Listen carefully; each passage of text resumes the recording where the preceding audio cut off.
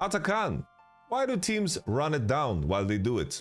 Let's find out together, and maybe we can save the scene, you know? Maybe at least have a bit of a improvement, maybe a little bit of a dent, you know? Let's offer a solution so maybe teams can look at this and you know, get something out of it, damn it, because I'm sick of watching games being thrown at Athakan. Come on now. With this particular example, I want to take a look at BFX versus KT. They had a wonderful series today, and we had some unique Athakan variants, and I wanted to focus on the takeaways and maybe boil it down to a couple of points what you need to focus on when you're doing Athakan. So let's play this. BFX, they're going to set up for the Athakan, they're going to push the bot wave. They pushed the mid wave inherently first, and then they had Rumble already standing on the wave. You can see they have already complete full deep vision. Very easy, because they're very, very far ahead in the game, naturally. Let's pay attention to this frame here, and let's pause. The main thing that you want to pay attention to when you set up for objectives is, what does it mean when you have a positional advantage? When you have a positional advantage, you have, of course, initiative. How do you spell initiative? All right, try my best. Initiative. 2. Vision, right? And the only way to get value out of these is that if the enemy is going to try to get vision and they're going to break into your sphere of influence, right? Rumble E range and Rumble ult range, right? That's a sphere of influence, right? If someone breaks into that, you know, they have to pay HP in order to get into that area, right? To be able to fight you, to be able to poke you out. That's why always you want to have the mages and the long range people and be in a position where they have a fire onto the objective and also a fire onto, of course, the enemy crossing point. So what you always want to pay attention to is what kind of lines have you created in your positioning that forces the enemy to break through. And usually you want to tether the objective to the position that you expect the enemy to, of course, break through in. So you never want to keep the objective in the center, because in that case, you're not ready to turn, you're not ready to fight back, you're not ready to unleash the objective if necessary. In this particular scenario, you want to pull down the Athakan and be ready if the enemy tries to break through here if they lose enough HP. And then if you throw spells and you're kiting back and you, for example, let's say use Lucian Culling, use Rumble E and so forth, in that case, you want to pull the Athakan upwards because you want to create additional lines that the enemy needs to break, and you need to wait for your CDs to come back. So ideally, when you have a vision and a positional advantage, you want to create a circumstance where the enemy needs to pay HP in order to participate in the fight, to participate in the objective, which is of course crucial. When they have phase checking, you are looking for the good engage because someone of course needs to be checking with their body in order to be in range to, of course, ward. So let's play this out. CBFX are going to leash this. Pay attention to Diablo's position, Clear's position. They are hovering down, Raptor is leashing it, Talia is hovering one time on the mid wave. But as you can see, Diablo is pushing forward. He's not letting the enemy enter freely, and they are not doing anything, drastic. Raptor is pulling it. He's making sure that he, doesn't get hit by the balls. Peter puts down a ward here, and BFX are going to continuously look to poke and harass and make sure that Zinza is not in any danger. They have a pink ward, of course, here to mark any potential scenario. And you can see here, the moment KT make a breakthrough on the line, you can see that the Talia wall comes down and Rumble ult goes and they find the counter engage. We just let it play till the end. We're going to get the Athakan, KT desperately trying to enter. You can see that Raptor is tethering his situation to, of course, his teammates, and BFX feels strong enough to just engage in the fight. But at any point in time, Zinza could have also dropped his objective and fought together with his team. So once again, pay attention to those lines that you create, a turn line, and remember that you are then throwing your spells. In some cases, you're going to be poking with an Orianna, with a Talia combo, with a Lucian Culling. And then during your CDs, you want to be kiting back, because if the enemy pays the price of that HP, during the window where you have CDs, that is where they want to pounce and strike. But if you rotate your abilities once and then can rotate them again to do damage, most of the time, of course, you are winning. Very crucial detail, of course, is the period in between Athakan. A lot of teams tend to over-concentrate their champions around the area. A very crucial detail about Athakan is just to make sure to have the information. When teams overload like this, like BFX is doing, you can easily find opportunities as long as they're not hitting to, of course, pressure onto mid. if you leverage that information to not rush into the Athakan when the enemy is not hitting, you can easily create advantages. The most important aspect is to make sure that you have vision. Let's take a look at here. The enemy is not hitting Athakan, they have full information, full vision, and K'Sante and Xayah just decide to push down mid. They push down mid, they play on to clear, they hit the tower, they chip away, and BFX are still not hitting it. In the end, BDD is going to get caught here, they're going to look for the dive, but you know, in a different case where this spell doesn't hit and he ults and he buys time, you know, all is good, and the enemy over pushing here on bottom side is not going to really pay off. And you know, they can't stay down here forever, because eventually these guys are going to be able to collapse, and you know, the position will be very bad around river, because everything is predictable, because they didn't leash Athakan yet, and they're doing so in vision. In this particular scenario, BFX is going to leash Athakan, and they're just going to hit it. They're going to keep it in the middle, which of course is awkward. Eventually, they're going to look for a play on BDD, and I think here, based on their position, they could have already pulled it down and played it in this pocket. I think it would have been a lot better, because it makes Diablo's position a lot, like, just more flowing. Because you basically want to create a situation where you have the arc if the enemy tries to break through. So if you are standing here, you can see that Diablo's positioning is very awkward, right? Very strange. But if they pull it and he can hit from here, Morgana can hit from here, and Trundle is here, then there's a crossfire if the enemy tries to break through and attack the Trundle, meaning that Sivir is going to be able to hit the same target as Morgana. Everyone has a crossfire into the same angle. You want to look out for these arcs, and you want to create choke points that the enemy funnels themselves through. If you are the one standing here, it's very easy for the enemy to break through, and the position that is premium is very similar for everybody, because if Morgana wants to hit this, she needs to be a little bit closer, and then when the enemy breaks through, they're going to be able to hit multiple targets. You never want to be in a situation where they can hit multiple targets. Let's continue playing this. VFX is just hitting away. Eventually they're going to pull down because they want to punish the Aurora, and BDD starts jogging away. Same thing for KT. They realize right away they are not standing in the middle of the pit, the Athakan pit, and hitting it. They're letting it pull down all the way because they want to create that same kind of arc for Dioktam's position. They keep it leashed to put a pressure point because once again this arc is created as I drew on the other side.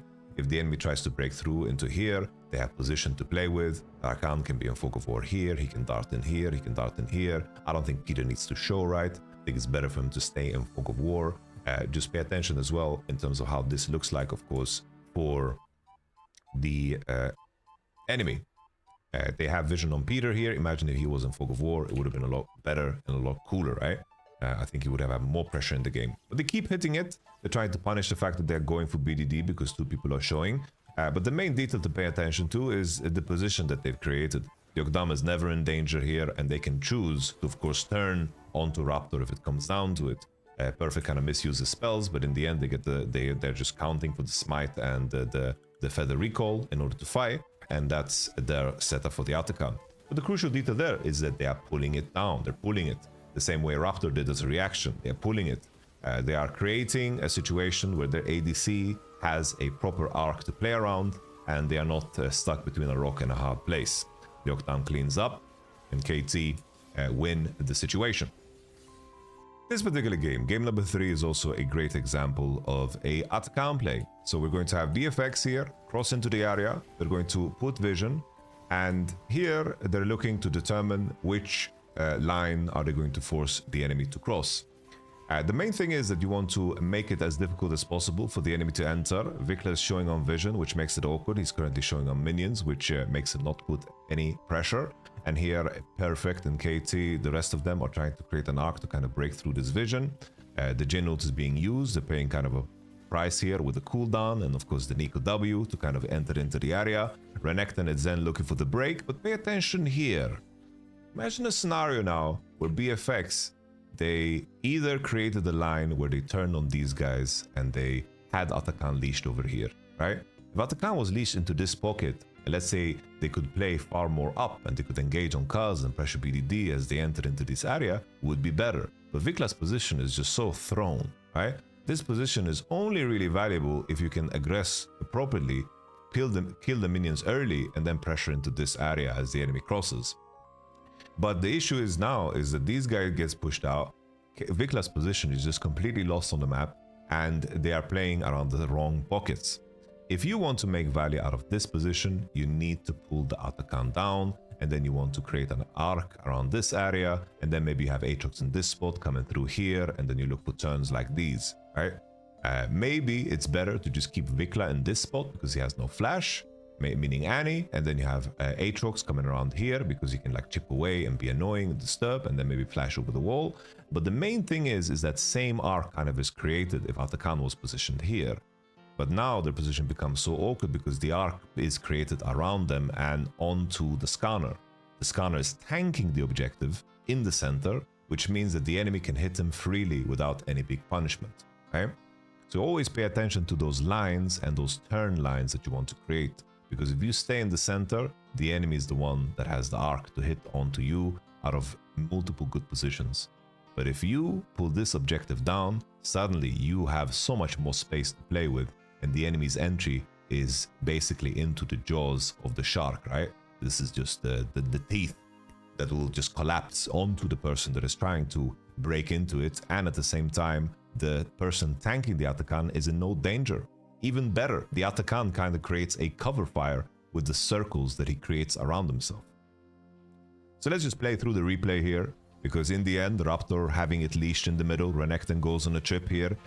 He kind of goes a little bit too far because he's not participating in the fight, but take a look at how BFX are all grouped together and Nico gets a triple knockup.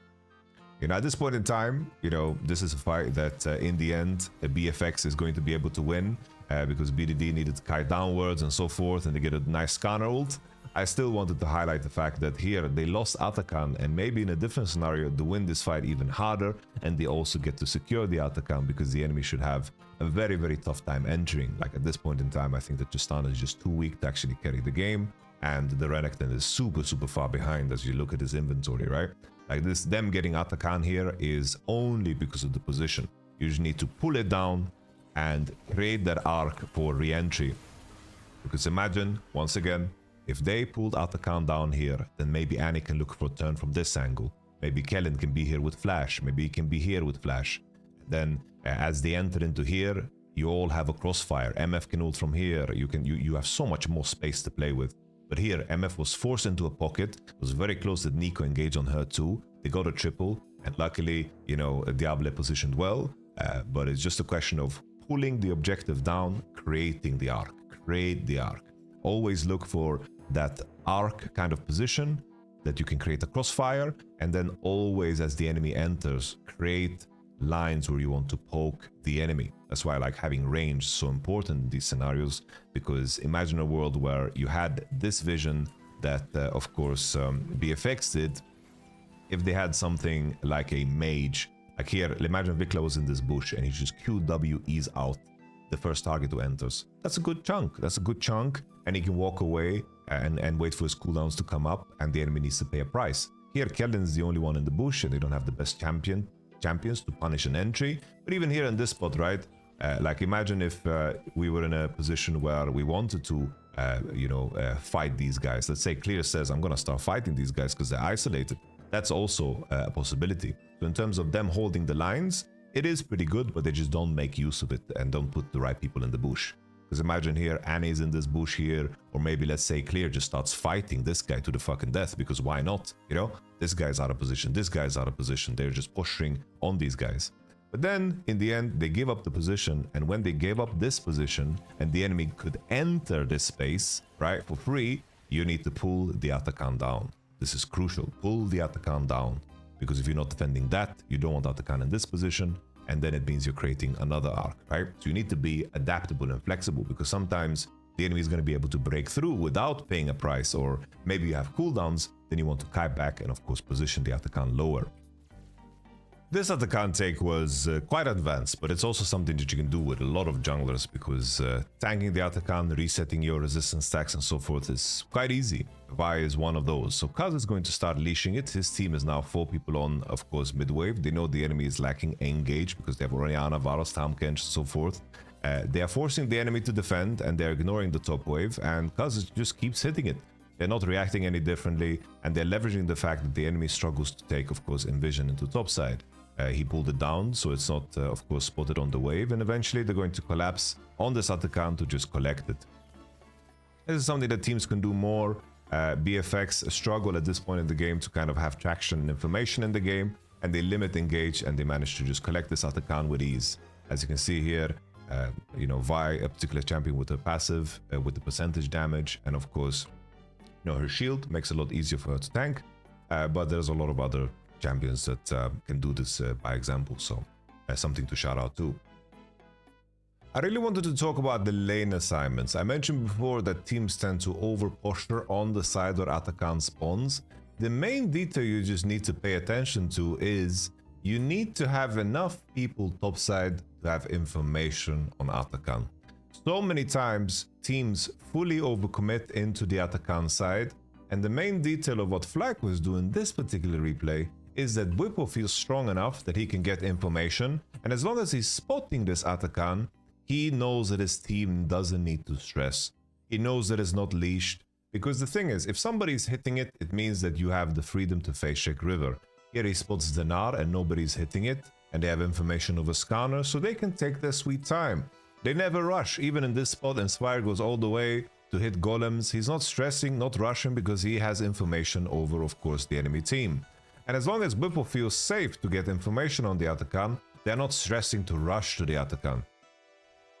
A lot of teams just send all man into topside, even in this spot. They know that the enemy hasn't hit Athakan hard enough. Busio, sorry, spotted people, so they just continue pressing on mid, and the enemy needs to then respond, right? They need to, being fully positioned into Athakan's side when there's no, when you have no mid wave or nothing, is not a good position to be in. So the main detail, if you are setting lane assignments to defend the Athakan when Athakan is alive, send enough people into Athakan to gain information of Athakan, but never be the team that overlingers here unless there's a situation where the enemy is actively forcing it. Because the position that you're in when you're standing all the way here and the enemy has free access onto your map and they can collapse onto you and they can wrap around you is really, really bad for you. So I really, really like how FlyQuest played around this. Eventually, Masu is going to recall here, Busio TPs to just put vision on it, and then he knows that his teammates, they don't need to stress. Sion's going to push one more. They play with full information. And they continue. Eventually, FlyQuest is going to go for a play on quad, and this, of course, is the Tryndamere pentakill that we already reviewed that is going to lead into them taking Athakan. But I just see a lot of teams, it's like, oh, the enemy's in fog of war towards the Athakan. We have to rush there and match there and open 4 people topside and just ignore bot lane completely. No, you don't need to do that. You just need to put enough people there to put vision on it, just like Busio went there to drop a ward or Sion went there to spot, because then everyone can keep farming and you can keep making yourself stronger and stronger, while of course in the sequence Shopify Rebellions commit so much people and so much power into just being around the Athakan, but they couldn't really force it. This T1 DK game is also another great example of how teams sometimes over-position to be on Athakan when it's not necessary. There's another case where you have Sion in the bot lane and he has his turret alive, which is a big deal. They hover in case he gets dove, which is of course unrealistic, but look how T1 swarm into bot lane. They don't even know if Athakan is being struck or hit, they have blue trinkets to play with, and they are letting Ziggs take this mid wave for free completely. In most cases here, all you need to do is maybe pop down with, of course, Thresh here, drop a ward somewhere, you push it forward a little bit with Doran just to get some data and information, and then you can keep playing your game on the mid wave. You can even go so far to sometimes be creative and also steal a top wave. All you need to do is make sure that you have vision over Athakan. But here T1 is sending all members into bot and DK is just taking it easy. Here finally the vision lands and Keria just leashes Athakan for no reason, but Ziggs steals the midwave during this process. Okay, now T1 have vision. T1 do the same thing. They continue playing on the bot lane. Here from D+ position, they also have data and information. Imagine a situation now where Tristana just bases and goes top and she just plays time because she has TP. You know, you have so much more options as if what you're looking for in an even game, in an even game state, you just maintain vision on Athakan and then carrying on with the next steps of the game. Because it's the same thing here with the mid wave. They can maybe pressure onto Ziggs if it's necessary. Ziggs is kind of difficult, but you get the point. You have a lot more options to play if Vi is in Fog of War. Maybe you can set up a gank on the top laner that is there. As long as you have vision over this and you stay in Fog of War and you're sending the least amount of people necessary to gain vision over Athakan, you will have a lot more options in the game. Because here, if you position yourself like this, the only option you have is to start hitting Athakan. There's no continuity of the play or this position. So you don't want to over position into the side when all you want is to, of course, gain vision. So if you gain the vision, you can then walk away and you step back into mid wave and you play a standard game. Teams are over positioning for this objective. So pay attention now to T1. It's like they leash their herald, they pull it. It's like the enemy has full information. There's no stress at all. You're not going to be able to do the Athakan in front of them because they have the Ziggs poke. Here, they leash it and Talia is going to steal a wave, which is nice. But you're going to see that T1 is just continuously doing this play where they're trying to just, posture here on bottom side. For what reason? The enemy needs to really int for this to actually work. Siwu doesn't get queued up and they're looking for a play that is just never going to happen. When in reality, all they needed to have is Sion in the bot lane and they could be maybe 4 in this area. And they can maybe steal some camps or do something a little bit more dynamic and actually take control of a river. Because from bot lane, you're never taking control of a river, right? Never ever. With mid lane, you actually have continuity. There's only a necessity to cross into bot and go deep into bot if you're deciding to hit it hard or if the enemy is hitting it. And if you are incapable of doing so, you're just wasting everybody's time because Aphelios and Thresh are just here and they have never any control of the river. The transfer of power between bot and mid is so much easier for DK, when in reality, they should be just on the mid wave and should play with Thresh Lantern and just use the Sion as a body to get, of course, vision bot, like they did. But T1 over-pushed their bot and they're looking for a play that requires D+ to really run it down and int. We see the continuation here, Aphelios and Thresh still opening on bot lane for God knows reasons. It's like when you have your Aphelios bot, your play is so predictable. The rest of your team also needs to go bot. You're not going to let Aphelios be alone here. But if Sion is here, you have Aphelios and Thresh on this wave, and all you have, like this ward has spotted Athakan this entire time, you have all the options in the world. Even in this type of state, like look, Vi feels good about doing the Gromp. Vi feels good about doing the Gromp.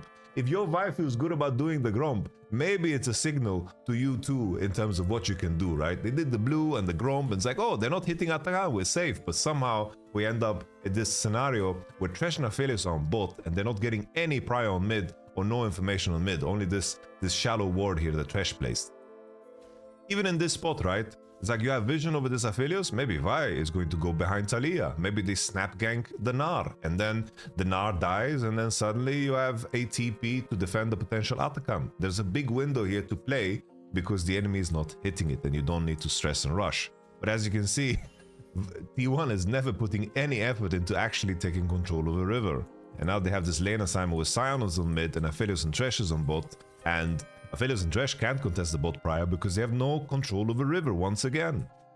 And we're just going to keep playing, and in the end, Keria just gets hooked because I think he also feels like he's not fucking doing anything in this position, and eventually just gets frustrated, and DK even in this spot are just taking it easy. They're not leashing Athakan, they're not throwing at it, they're just TPing mid and maintaining tempo and prio, no problem.